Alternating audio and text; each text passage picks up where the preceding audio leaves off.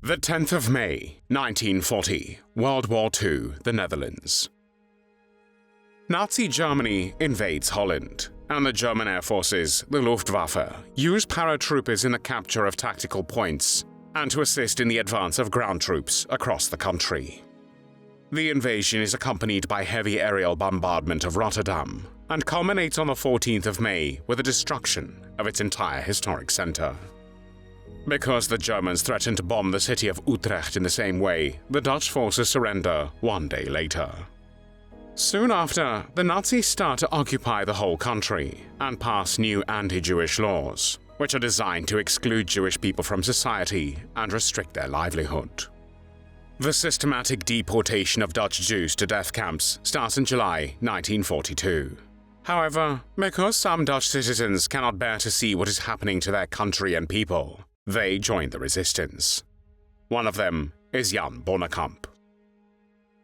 Johannes Lambertus Bonekamp was born on the 19th of May 1914 in Amsterdam, the Netherlands. In September 1938, at the age of 24, he married Catharina Wilhelmina Brink. Their daughter was born in April 1940. Before the war, Jan Bonekamp worked as a driver at Hooghovens, one of the largest steel production facilities in Europe. He was a member of the Central Union of Transport Workers, a radical union with a long tradition of port and fishery strikes. Bonekamp had a strong intolerance for injustice and belonged to the Communist Party of the Netherlands. The Second World War started on the 1st of September 1939 with the German invasion of Poland. On the 10th of May 1940, Hitler invaded the Netherlands, and soon after a civil administration was installed under the SS auspices, and Arthur Seyss-Inquart was appointed as Reich Commissar of the Netherlands. Among his first steps were a series of laws posing economic discriminations against the Jews. During 1940, the German occupation authorities banned Jews from the civil service and required all Jews to register their assets and business enterprises. In January 1941, the German authorities required all Jews to register themselves as Jews. The Germans claimed that the requirement that all Jews register was for their own safety, but the truth was that it enabled their future deportations, as the Nazis could easily track them down. A total of 159,806 persons were registered, including 19,561 persons born of mixed marriages. The total number included some 25,000 Jewish refugees from the German Reich. A Jewish council was established in February 1941. The council was held responsible for law and order in the Jewish districts, and if the council failed to ensure this, house searches would be carried out and there would be severe punishments for anyone possessing arms. From the beginning of the German occupation, Bonekamp engaged in resistance. He put up posters, distributed illegal newspapers and leaflets, and raised money for people in hiding. On the 22nd and 23rd of February 1941, German forces raided the Jewish quarter in Amsterdam, arresting and deporting more than 400 Jewish men to the Buchenwald and Mauthausen concentration camps.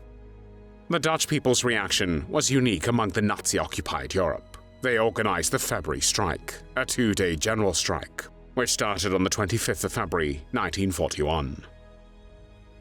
German officials brutally suppressed the strike. This action was followed by a hardening in Nazi policy. The German authorities, as well as collaborating Dutch authorities and civil services, segregated Jews from the general Dutch population and incarcerated 15,000 of them in German-administered forced labor camps. The Germans then ordered the concentration of Jews in Amsterdam and sent foreign and stateless Jews to the Westerbork transit camp in the northeast part of the country. Some of the remaining provincial Jews were sent to the Vught camp. The sign, "Forbidden for Jews," appeared on the doors and gates of cafes, swimming pools, sports fields, museums, zoos, libraries, theaters, markets, and many other public places. Jews had to hand over their valuables, and their businesses were confiscated. Regulations which forced Jews to wear a yellow Star of David on their clothing as a means of identification were announced in the Netherlands on the 29th of April, 1942. Those caught without the badge after the 5th of May when they came into effect were arrested and detained for a 6-week period to serve at Mauthausen. In the Netherlands, everyone knew that this was a death sentence. Deportations of Jews from the Netherlands began in July 1942. The last train left Westerbork for Auschwitz on the 3rd of September 1944. During these 2 years, the Germans and their Dutch collaborators deported some 107,000 Jews, mostly to Auschwitz and Sobibor, where they were murdered. Only 5,200 survived. In addition, 25,000 to 30,000 Jews went into hiding, assisted by the Dutch underground, and 2/3 of those managed to survive. On the 29th of April 1943, the employees of the Stork machine factory in Hengelo went on strike. The city of Hengelo was located in Twente, a region in the eastern Netherlands. The strike quickly spread to other parts of the Twente region, and 1 day later to other parts of the Netherlands. The wave of strikes was a reaction to the Nazis' decision to take the Dutch soldiers prisoner again. A month after the German invasion, in May 1940, Dutch soldiers who had been captured were released under the condition that they would not resist the occupation forces. However, the Nazis found out that many soldiers had joined the resistance.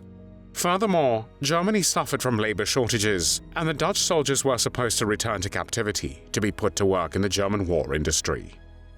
The strike also took place in Woolhoven Steel, the company at which Jan Bonekamp worked, and he played an active role in the strike by distributing illegal newspapers and leaflets. After the strike, Bonekamp and others were arrested and interrogated, but because the Nazis thought they had the wrong Bonekamp in custody, he was released. He then ran back home and hid under the floor when the Germans later came to get him. Following this, Bonekamp went into hiding and devoted himself entirely to the resistance. He first worked as a political officer, but soon focused entirely on armed resistance. In autumn 1943, Willem Ragut, a fanatical Nazi collaborator, was appointed chief of police in Zaandam in North Holland. He worked for the SD, a Nazi secret service, and in that capacity, he was responsible for the arrest of several resistance fighters. The resistance took the decision to eliminate him, and the order to do so was given to Jan Bonekamp and Hannie Schaft. Hannie Schaft became famous as the girl with the red hair and was placed on the Nazis' most wanted list. Adolf Hitler had personally ordered her capture. Hannie joined the resistance movement upon leaving university in 1943. Whilst at the resistance, she met two sisters, Truus and Freddy Oversteger, who became her close friends and who would survive the war. Despite being young and female, they formed a famous trio in the Dutch resistance, feared by German occupiers, as well as by Dutch Nazi collaborators. Hannie greatly admired Bonekamp, as he was charismatic, fearless, good-looking, and the two are rumored to have had a romantic relationship.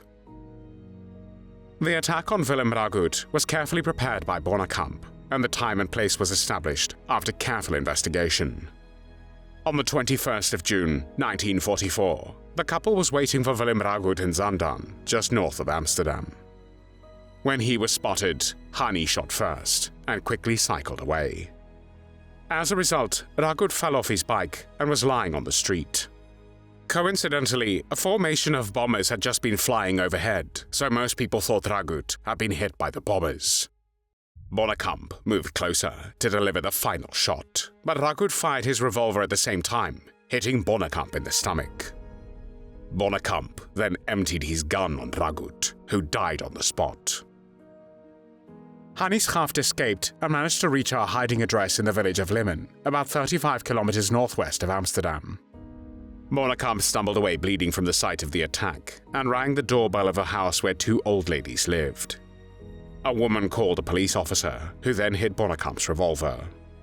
He was then taken to the emergency room at the police station, where a collaborating policeman alerted the SD. Bonekamp was arrested and transferred to the Wilhelmina Hospital in Amsterdam. Hannie Schaft and Truus Oversteger watched as the heavily guarded Bonekamp was carried in there on a stretcher. The Germans gave a chemical injection to Bonekamp to make him feel loose. He then unintentionally gave Hannie's name and address to Dutch Nazi nurses pretending to be resistance workers. Soon after, on the 21st of June, 1944, the 30-year-old Jan Bonekamp died from his injuries. A week later, Nazis raided Hanni's parents' house and sent her parents to a Dutch concentration camp. Hanni, overwhelmed with grief, nearly turned herself in, but resistance members ordered her to stay with the overstechers until she calmed down. Towards the end of the war, Hanni was caught during a police control carrying 2 resistance-friendly newspapers and a pistol. She was arrested and brought to a prison in Amsterdam, where she was tortured and interrogated. Hanni was executed on the 17th of April, 1945, only 18 days before the Netherlands was liberated from Nazi occupation. Troos and Freddy Overstecher survived the war, and in 2014 were awarded the Mobilization War Cross by the Dutch Prime Minister for their service during the Second World War. A week after the liberation, on the 12th of May 1945, a monument to Bonekamp was unveiled in Zaandam at the place where he had been fatally wounded. In 1980, a memorial stone dedicated to Hanni's Schaft was added to Bonekamp's monument and revealed by former resistance fighters. There were also streets named after Jan Bonekamp in the cities of Elmudan and Zaandam. Since 2004, the Jan Bonekamp Commemorative Committee has had a speaker at his grave every 4th of May, and among the regular attendees was also Freddy Overstecher. Bonekamp's actions during the war symbolize the bravery and sacrifice displayed by members of the Dutch resistance in opposing the Nazi regime. Jan Bonekamp's unwavering dedication to freedom and justice continues to inspire generations. His memory is a beacon of hope in the face of oppression. There were many tears shed for Jan Bonekamp.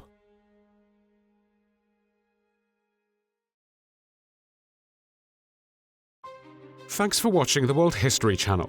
Be sure to like and subscribe, and click the bell notification icon so you don't miss our next episodes. We thank you, and we'll see you next time on the channel.